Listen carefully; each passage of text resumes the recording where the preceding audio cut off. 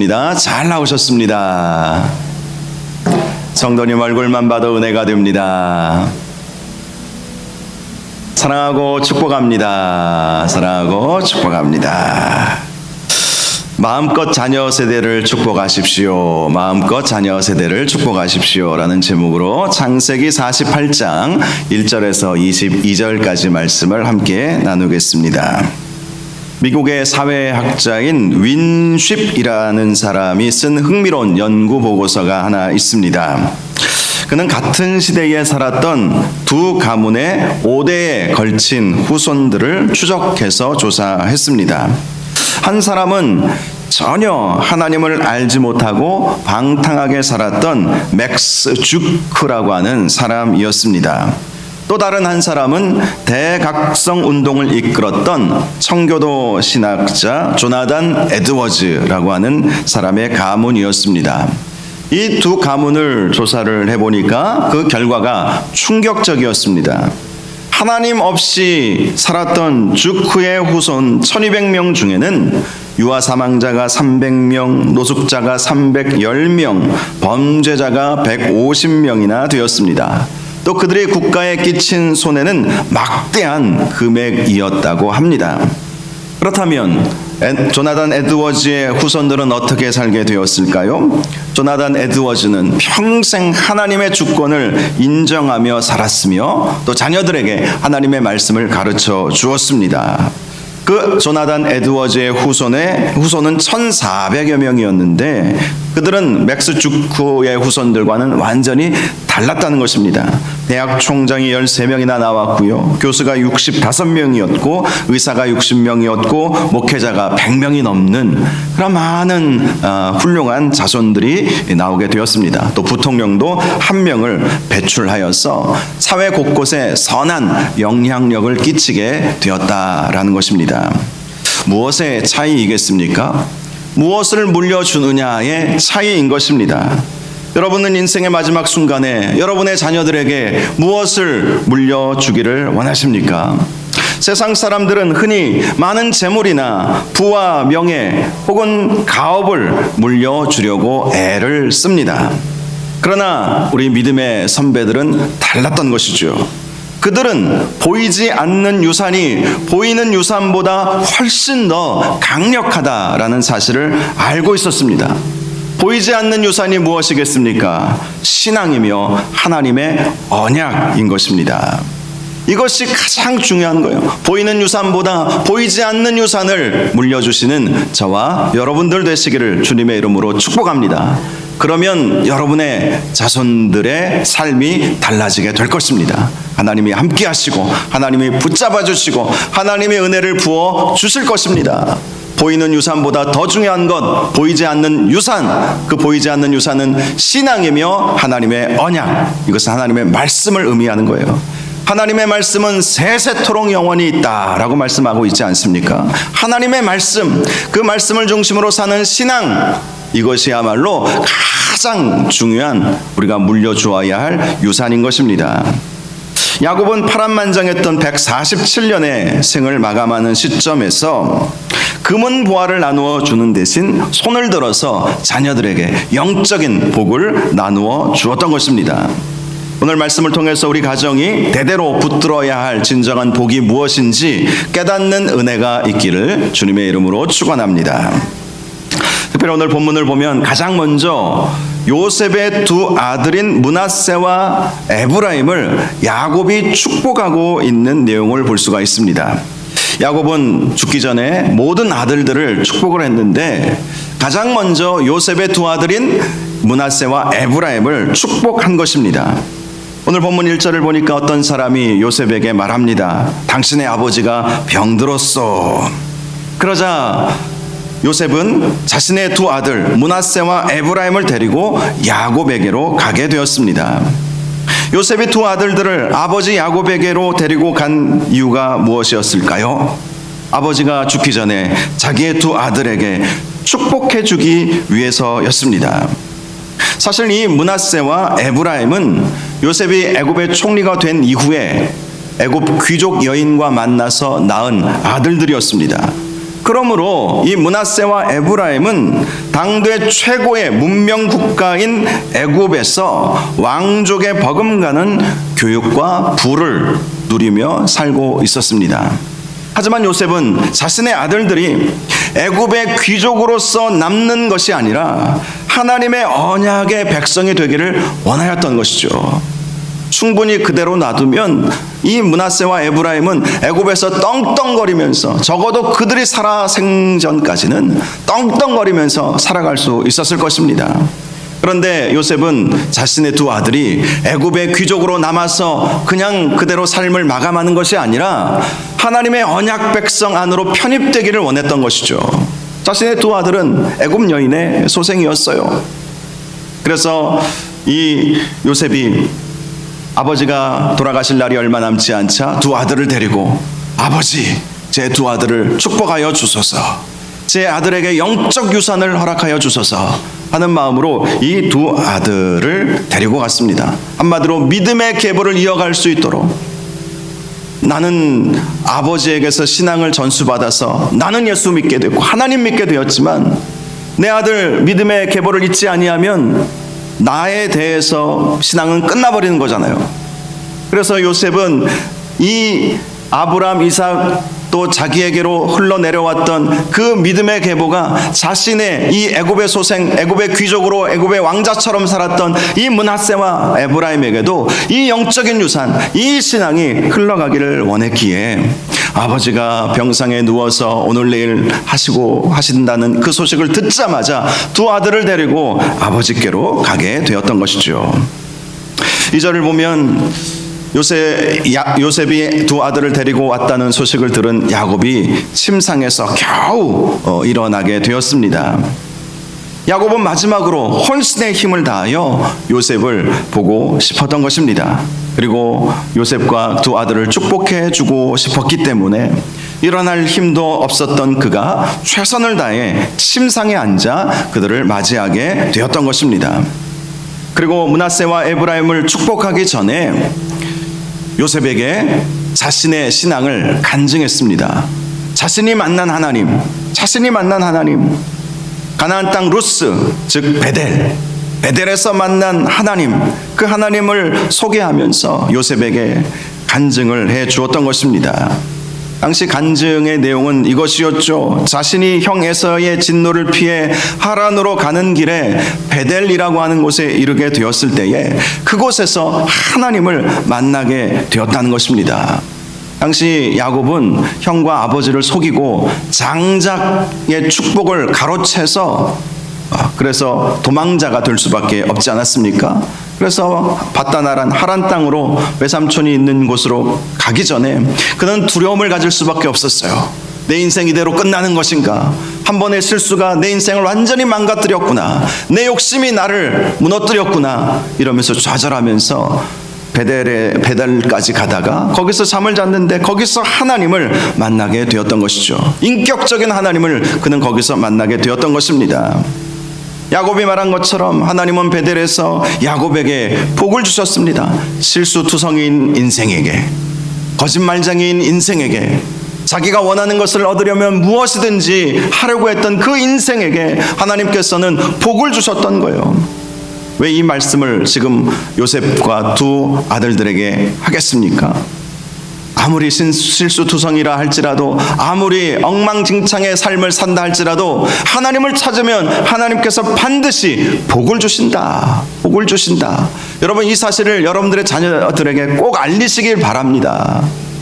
여러분, 실패했다고 실수했다고 하나님께서 우리를 버리시겠습니까? 그러면 저는 시궁창에 처박혀 있어야 할 것입니다. 여러분들도 마찬가지일 거예요. 실수했다고, 넘어졌다고 하나님이 우리를 매몰차게 외면하시고 내버리시는 하나님이 아니시죠.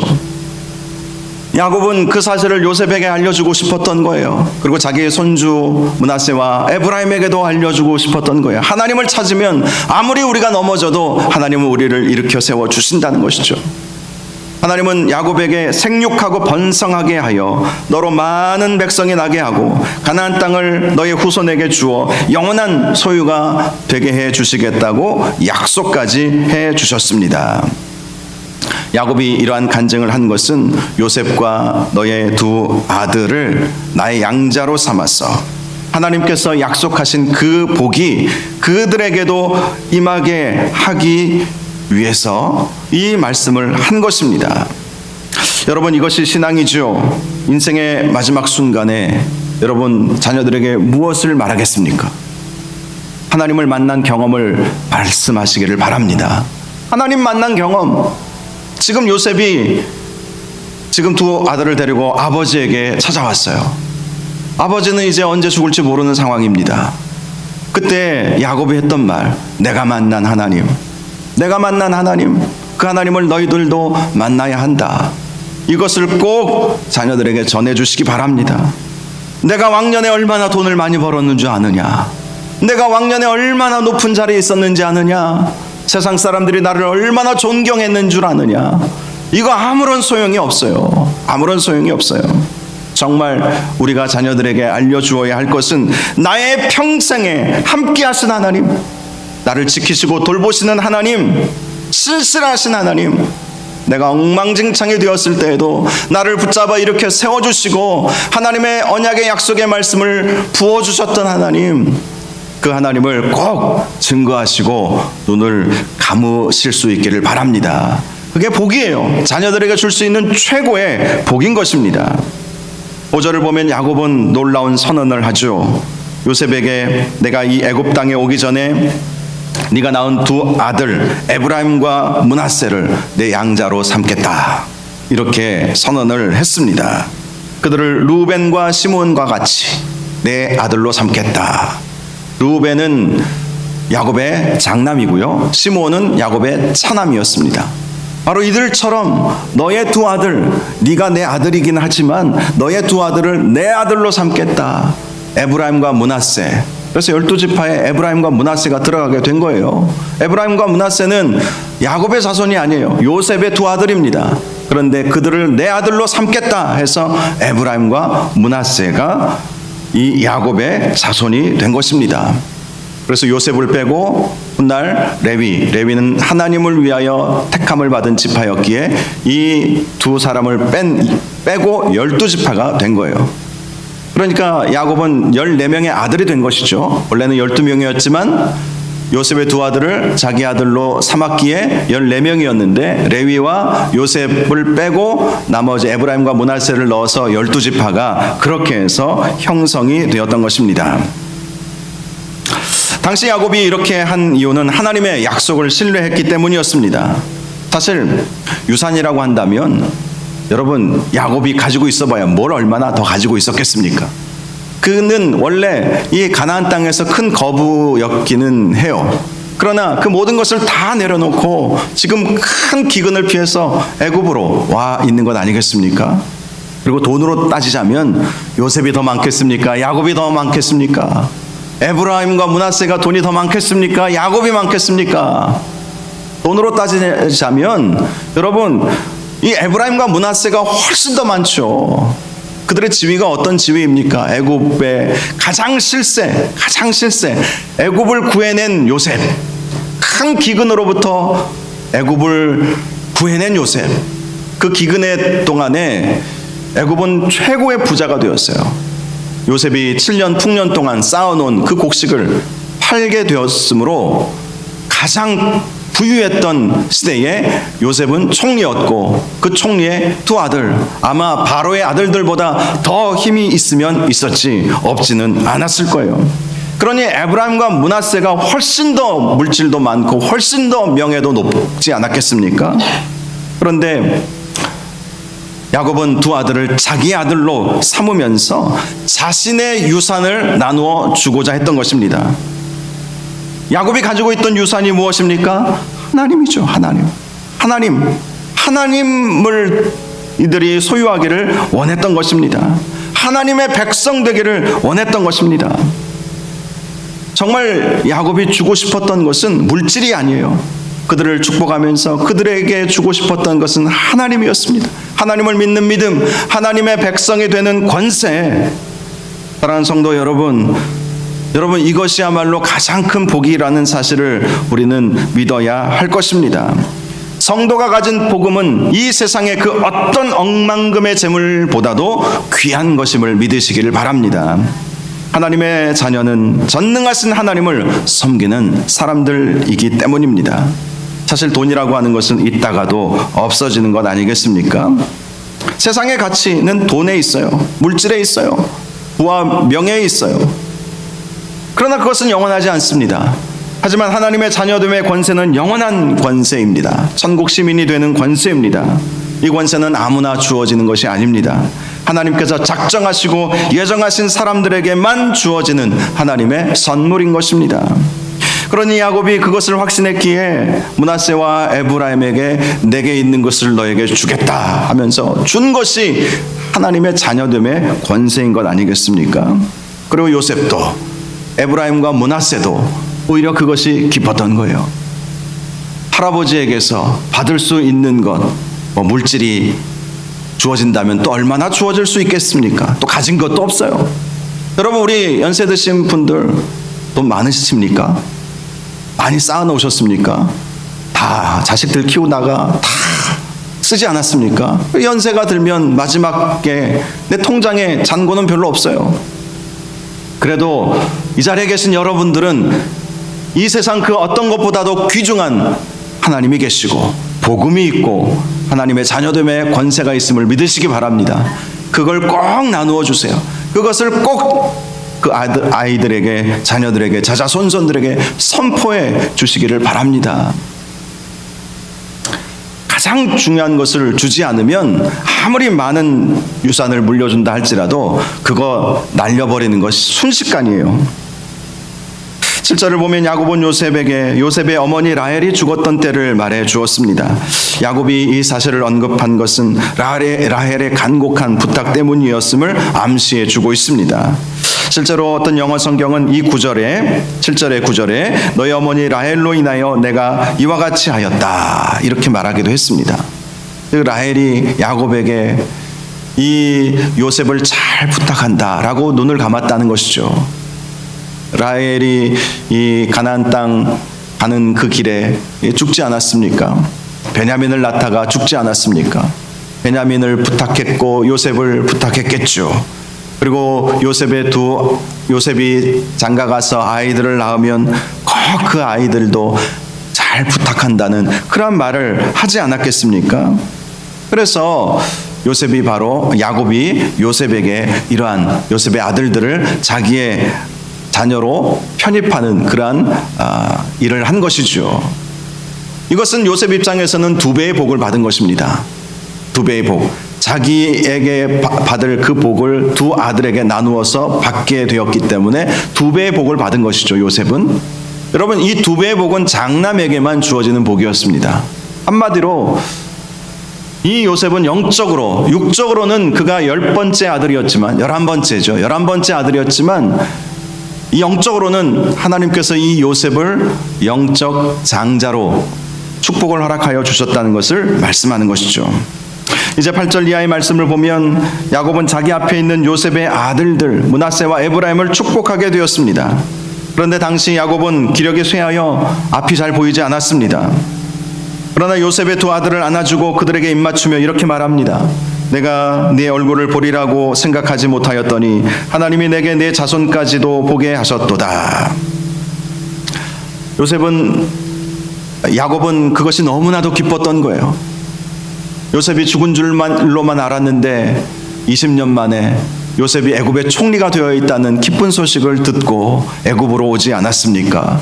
그리고 이 요셉의 2 아들까지도 보게 되었으니 그는 얼마나 좋았겠습니까? 여러분, 마지막이 좋은 인생 되시길 바랍니다. 제가 늘 강조하지만 마지막이 좋은 인생. 젊은 시절에 아무리 고생하고 힘들어도 마지막이 좋으면 하나님의 은혜이지 않겠습니까? 그런데 젊은 시절에 아무리 잘 나가고 마지막이 안 좋으면 그것만큼 비참한 인생이 없는 거예요. 여러분, 야곱이 바로 왕에게 내 인생은 험악한 인생이었다. 그의 130년간의 인생은 험악한 인생이었다. 이렇게 말하지 않았습니까? 실제로 130년 동안 야곱의 인생은 정말 험악했어요. 정말 험악했어요. 욕심 덩어리였고 그것 때문에 형에게 죽임을 당할 뻔하고 이리 쫓기고 저리 쫓기고 막 그러지 않았습니까? 자기 아들들에게 요셉이 죽었다고 속임을 당하지를 않나. 이런 험악한 인생을 그는 보냈지만 마지막 17년의 인생, 애굽에 와서 요셉이 총리로 있던 그 애굽에서 보냈던 그 17년의 인생은 야곱에게 있어서 가장 축복된 시간이었죠. 저와 여러분에게도 이렇게 마지막이 더 좋아지는 은혜가 있기를 주님의 이름으로 축복합니다. 이제 요셉은 두 아들들에게 아버지의 마지막 축복을 받게 했습니다. 13절을 보면 요셉은 차남인 에브라임을 야곱의 왼손을 향하게 하고 장남인 므낫세를 야곱의 오른손으로 향하게 해서 야곱 앞으로 나아갔습니다. 오른손의 축복은 장남에게 주는 축복이고 왼손의 축복은 차남에게 주는 축복이죠. 그래서 요셉은 자연스럽게 장남이 므낫세였기 때문에 므낫세가 야곱의 오른손의 축복을 받게 하고 또 차남이 에브라임이었기 때문에 차남을 야곱의 왼손의 축복을 받게 하려고 했던 것이죠. 그런데 야곱은 자신의 손을 맞바꾸어서 이 아들들을 축복하는 것입니다.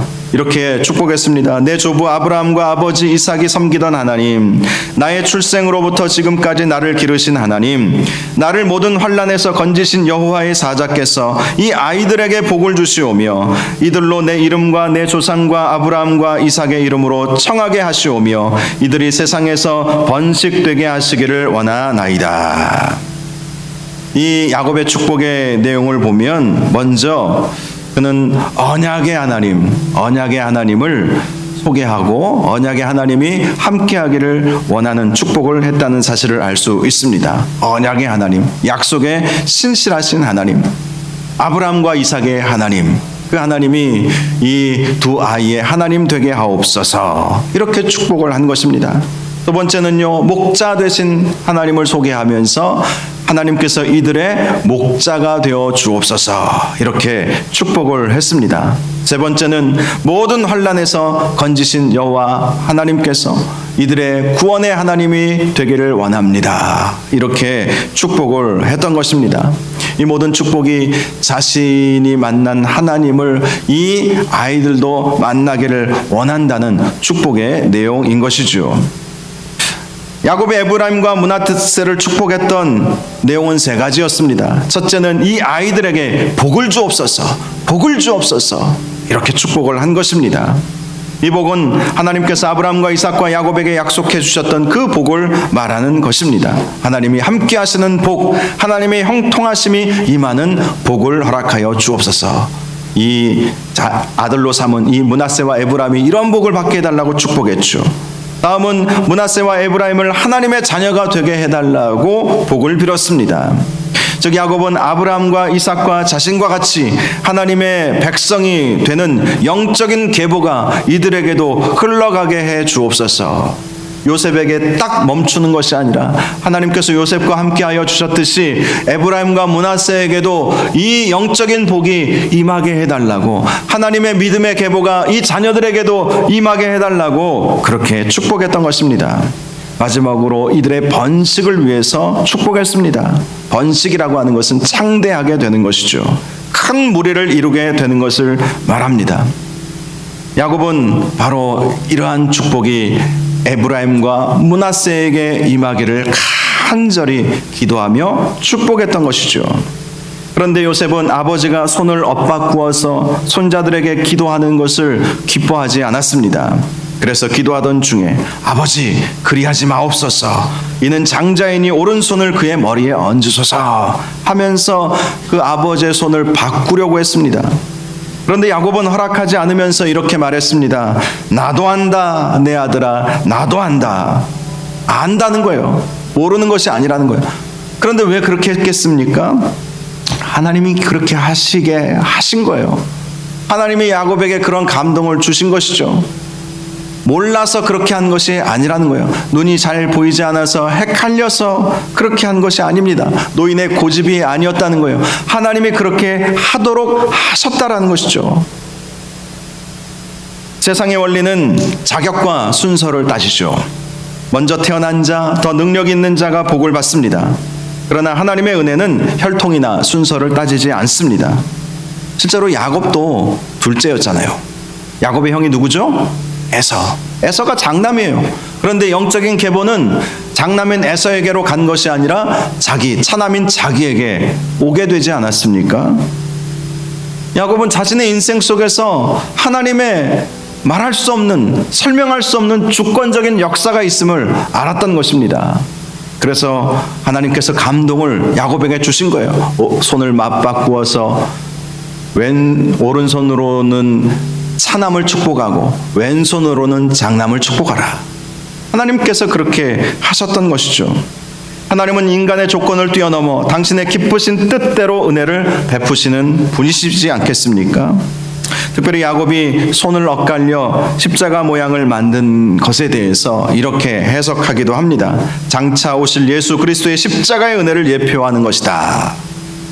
그 십자가의 은혜가 말할 수 없는 은혜이지 않습니까? 말할 수 없는 은혜. 우리와 같은 죄인이 구원받게 된다는 것, 우리와 같은 죄인이 하나님의 은혜로 산다는 것, 이것을 무엇으로 설명할 수 있겠습니까? 바로 그 십자가의 은혜를 예표하는 일이다, 이렇게 말씀하기도 합니다. 야곱의 예언대로 에브라임 지파는 훗날 이스라엘을 대표하는 지파가 되었죠. 우리가 주일 오후 예배 시간에 성경 공부를 하고 있지 않습니까? 지난 시간에 배웠던 이름이 여로보암이에요. 오늘은 르호보암에 대해서 배우게 됩니다. 여로보암은 어느 지파 사람이었을까요? 에브라임 지파. 에브라임 지파, 차남인 에브라임 지파.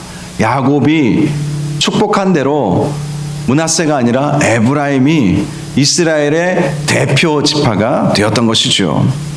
그리고 그 약속, 그 축복한 그 내용대로 에브라임 지파가 훨씬 더 큰 지파가 되었습니다.